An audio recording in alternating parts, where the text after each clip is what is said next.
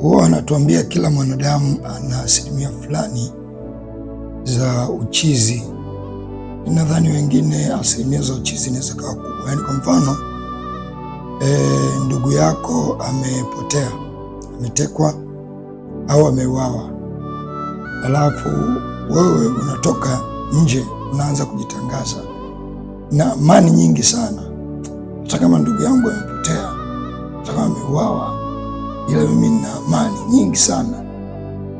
Kwa kweli, yaani hiyo amani, nadhani amani ambayo utakuwa uwe mweu kabisa tukakupime milembe. Huwezi kuwa na amani wakati vitu ambavyo vingepelekea uwe na amani havipo. Amani unaweza kuwa nayo ikiwa kila kitu kinaenda sawa.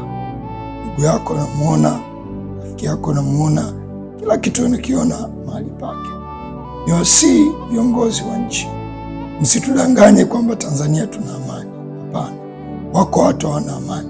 Inawezekana kweli viongozi, ninyi kwa nafasi zenu, kwa maeneo mlionayo, kwa position zenu, kweli mnaweza mkawa mna amani, kwa sababu inawezekana ninyi mna ulinzi na watoto wenu hawatekwi, ndugu zenu hawatekwi, sijajua, lakini si wote, sababu hawa wanaotekwa na kupotezwa ndugu zetu, wanauawa kwenye mazingira ya kutatanisha kama kina Mzee Kibao, ni ndugu zetu.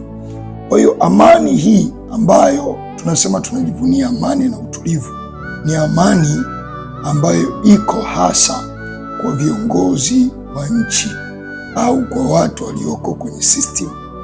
Mimi hata nikiitwa na nachochea vurugu au uhasama, sijajua, lakini kama eti ukaniambia mimi ndugu yangu ametekwa au kuna mtu ametekwa au kuuawa, sidhani kama wale wanaotokea mitandaoni kweli wao wanajitangaza bana mimi na amani.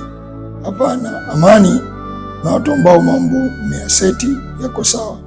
Ni kweli mna amani, ila sio wote tuna amani, si kweli.